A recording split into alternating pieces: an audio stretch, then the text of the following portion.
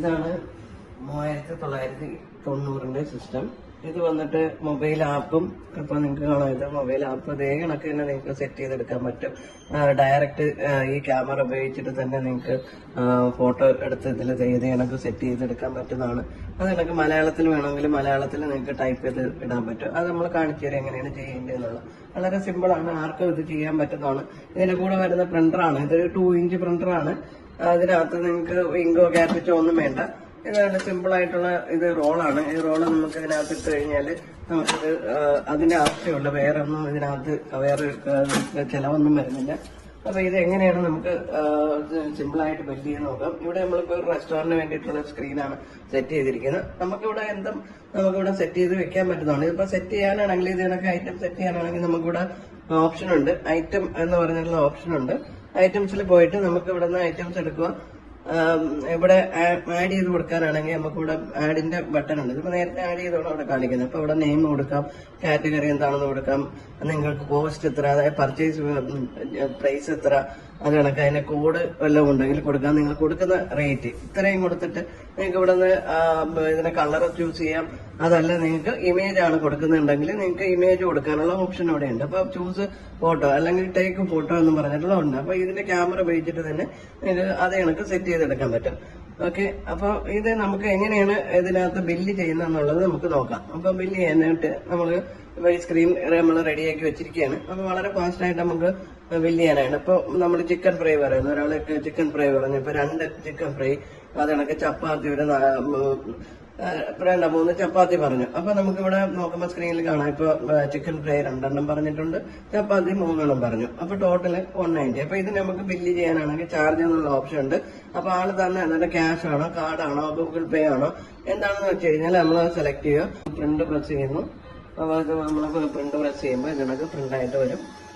നമുക്ക് വളരെ ക്ലിയർ ആയിട്ട് നിങ്ങളെ ഷോപ്പിന്റെ ലോഗോ, അത് കണക്ക് അഡ്രസ്സ്, എന്താ അഡ്രസ്സ് വേണോ അതൊക്കെ കൊടുക്കാൻ പറ്റും. അത് കണക്ക് നിങ്ങൾക്ക് എന്തെങ്കിലും മെസ്സേജോ കാര്യങ്ങളൊക്കെ ഉണ്ടെങ്കിൽ നമുക്ക് ഇതിനൊക്കെ കൊടുക്കാൻ പറ്റും. വളരെ ക്ലിയർ ആണ്.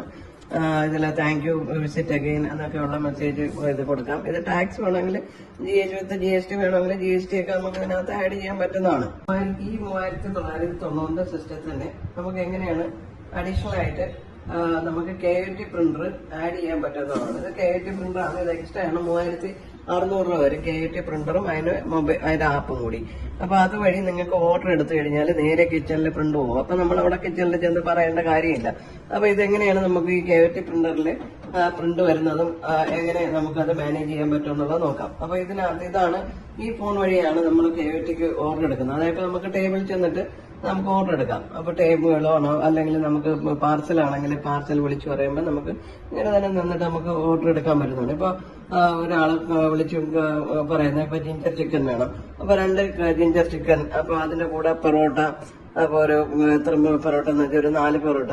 അപ്പൊ നമ്മളത് ഓർഡർ എടുത്ത് എന്നിട്ട് നമ്മൾ ഇതിനെ സേവ് ചെയ്യും. നമ്മൾ സേവ് ചെയ്ത് എവിടെ ഇരുന്ന് കളിക്കുന്നത്, ഇപ്പൊ റൂമിലാണെങ്കിൽ റൂം അല്ലെങ്കിൽ ടേബിൾ ആണെങ്കിൽ ഇപ്പൊ നമുക്കിപ്പോ ടേബിൾ 2ലാണ് ആളിരിക്കുന്നത്. അപ്പൊ നമുക്ക് ടേബിൾ 2ലേക്ക് നമുക്ക് ഈ ഓർഡർ എടുക്കാം. അപ്പൊ നമ്മൾ ഓർഡർ എടുത്താൽ ഇതേ കണക്ക് പ്രിന്റ് ഔട്ട് വരും. വളരെ ക്ലിയർ ആയിട്ട്, ചെറുതാണെങ്കിലും വ്യക്തമായിട്ട് എല്ലാം കാണാൻ പറ്റുന്ന ഇതാണ് നിങ്ങൾക്ക് കാണായത്.